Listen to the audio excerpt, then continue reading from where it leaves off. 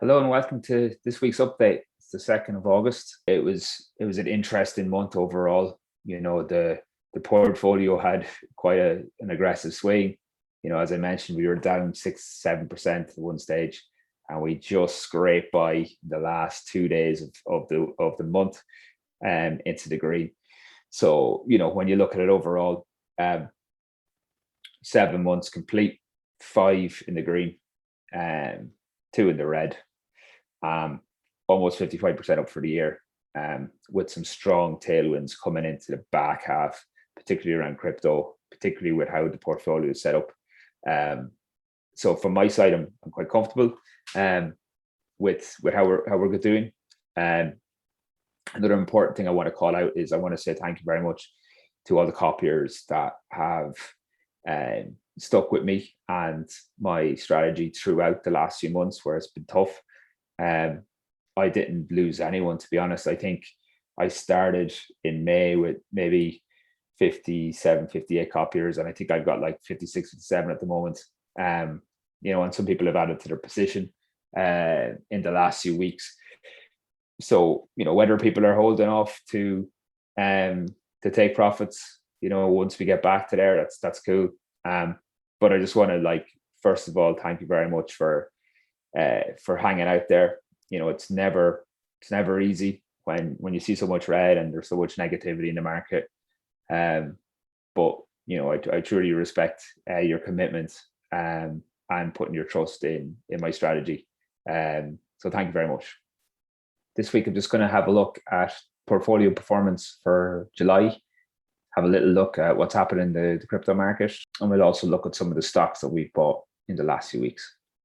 So just before we continue, if you could please like the video and also subscribe to my YouTube channel, that'd be deeply appreciated. So just looking at our portfolio overall versus the normal indexes and asset classes that we operate with. As you can see, our portfolio is quite correlated versus the line here is Bitcoin. So we're quite correlated there, still ahead of it for the year in terms of performance, with some possible sideways. Activity still likely, I think, after such an aggressive pub during a 10-day cycle where we've had basically 10 days of green, we have to expect a pullback. Look at the indexes. The Hong Kong 50 is the largest underperformer. We've got Baidu, we've got Alibaba, and I've suffered quite a drop over the last few weeks, which is not bad because you look at stocks like Alibaba, and they have significant opportunities there to load up on more positions. Looking at our performance for July, we finished the green for the first time since April, which is great. 0.39%. Quite interesting. The first half of the month was deep red, so I think we were down as far as 8 or 9% down in the month. So we pulled it back to 0.39%, naturally driven by a strong resurgence in crypto. So far, we're in our 8-month end of the year. We've had 5 of the months in the green, 2 in the red. So far, it's confirmed. Just under 55% up for the year. So, we're going pretty well. We've obviously seen the worst of the crypto correction over May and June, where we obviously held a lot of our positions as per strategy. We've also picked up a few more. I also plan to do a little bit more shopping once we see a bit more of a correction from the 42K, particularly on Bitcoin.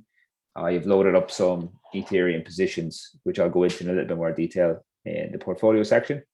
But yeah, from a high level perspective, July was a good month overall. It was quite topsy turvy, but at the end of the day, we got there in the green. So just quickly touching on portfolio, Ethereum is now my largest position. As I mentioned, I stocked up on Ethereum over the last few days. Bought a few positions there. Also on Bitcoin, I had picked up a few positions around the early 30s. I did take profit on 2 trades, just as we were approaching 40k, just to take some risk off the table, because after at that stage it was 8 or 9 days of green, you have to expect to pull back. It's just the nature of the game. But my idea is hopefully to see a correction to between 35 and 38k and around there, of which I will purchase additional positions for the next leg up. Added to my position in Litecoin as well, and also in Cardano as well. I've added some more positions there. So looking at exposure overall, we're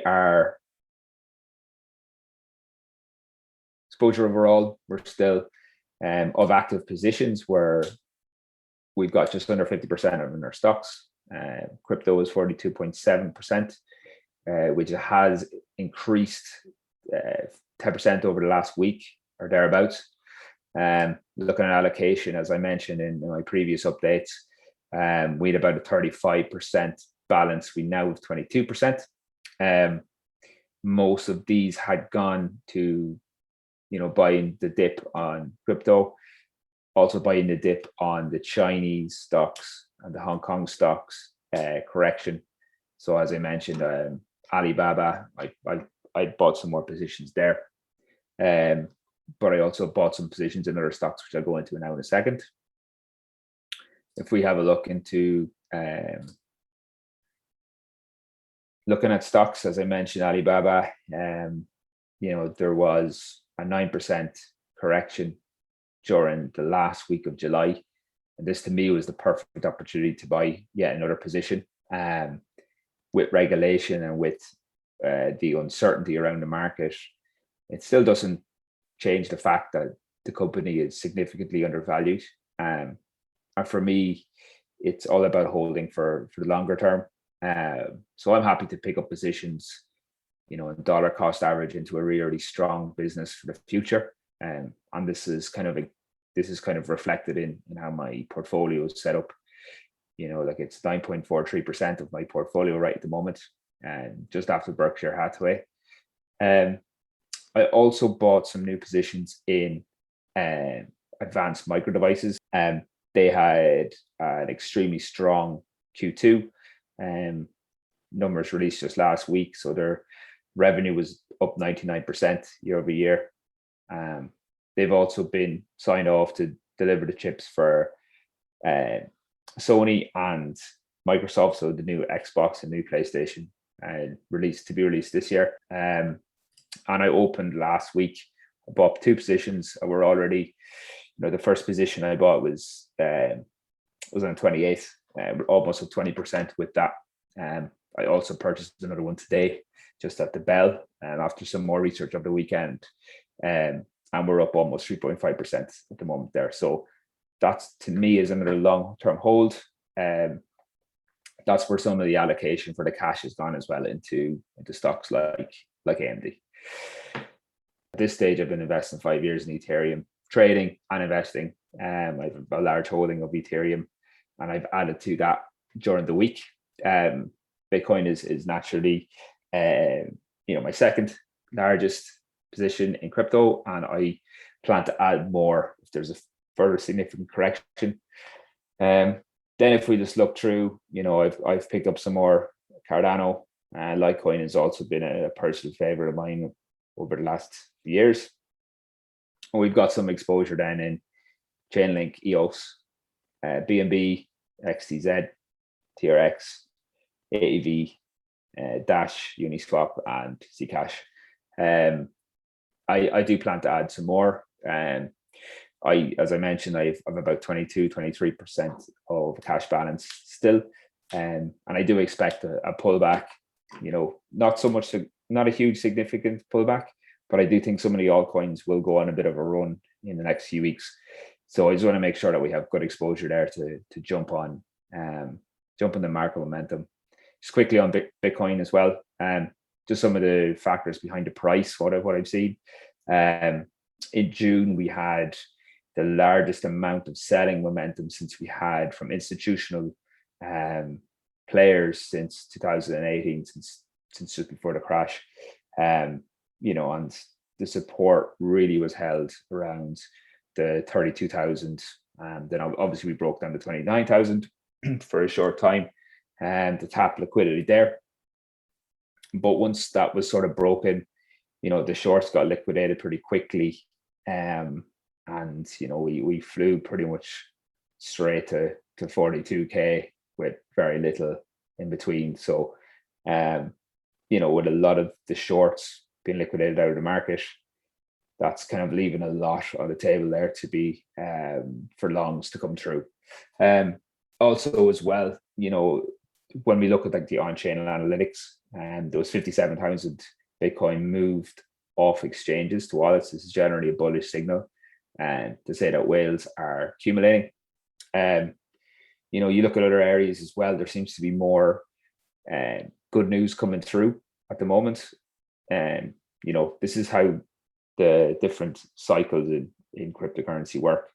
You see more good news, which way the market is sort of going, and that's reflected in the fear and greed index for Bitcoin, which is at neutral, which is the first time since May, just prior to the crash.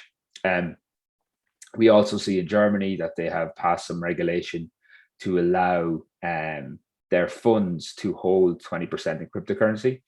The market for this is about $415 billion, which is sort of, it's quite significant. Now that's just a maximum of how much they can hold. Whether they will hold anything close to that or any, who knows? But it's just another positive news article to add to the current market momentum, current cycle at the moment. So what I would expect over the next few weeks is more and more bullish news to come out, more FOMO in the market, a lot more people looking to buy coins and jump on the next wave. What I'm just concerned of is that there could be still a pullback. There still could be accumulation. We still need to get past the 42K mark to really confirm that we're back, on a bullish trajectory. But from my side, the main thing for me is to ensure that we have the exposure where it's necessary, but we also have a good bit of cash on the sidelines, to be there for, the possibilities of a crash, or the possibilities of other opportunities that come up in the market. And that's the importance that I place in that. So that's what I'm thinking at after July.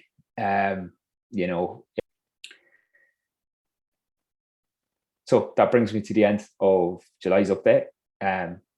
Please like the video if it's something beneficial to you. It's a bit longer than usual, so I just wanted to make sure I got across all the information. Please subscribe to my channel if it's valuable to you. Just make sure you get all my updates.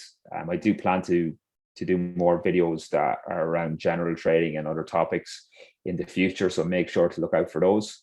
And otherwise, have a great week, and here's to a strong August.